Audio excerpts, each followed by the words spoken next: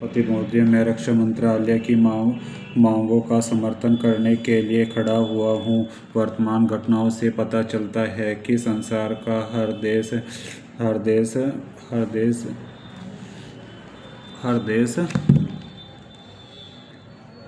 हर देश अपनी सुरक्षा के बारे में चिंतित है और उसके लिए हर प्रयत्न कर रहा है।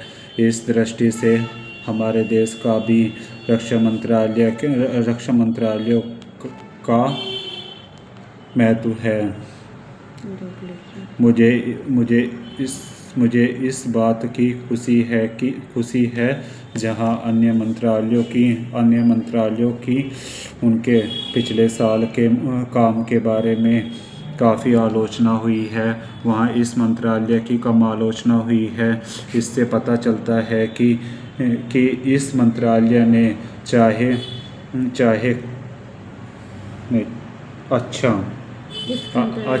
अच्छा काम किया है। मोटे तौर पर किसी भी देश की सुरक्षा नीति का लक्ष्य यह होता है कि दूसरे देश खास तौर से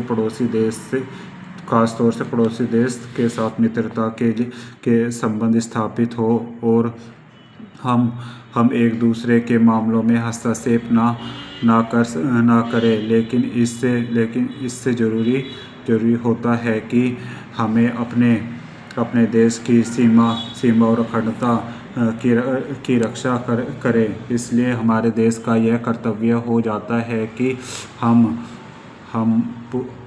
अपने पड़ोसियों के जो संकट आए वह हमारे पड़ोसियों से आए। 1965 पाकिस्तान के साथ जो लड़ाई हुई और उसके बाद जो ताशकंद में जो समझौता हुआ पर सारा कागज पर ही रहा। पाकिस्तान ने उस पर कोई अमल नहीं किया।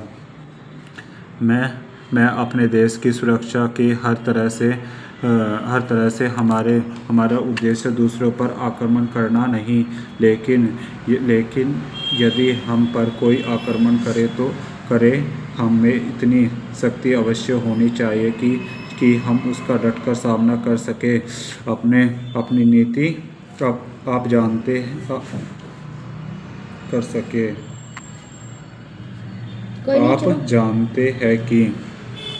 आप जानते हैं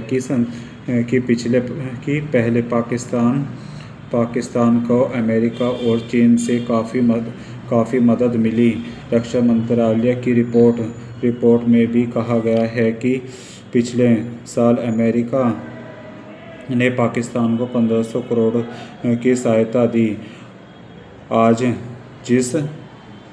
जहां हम फौजी सामान के लिए अपने कारखानों की तरफ शक्ति बढ़ाने का प्रयत्न कर रहे हैं, वहाँ पाकिस्तान संसार के देशों से फौजी सामान खरीद रहा है। अपनी नीति के कारण वह सब देशों से लाभ उठा रहा है।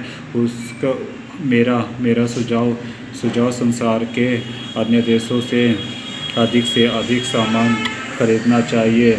आज तिब्बत की सीमा पर चीन की 1.5 लाख फौज खड़ी है।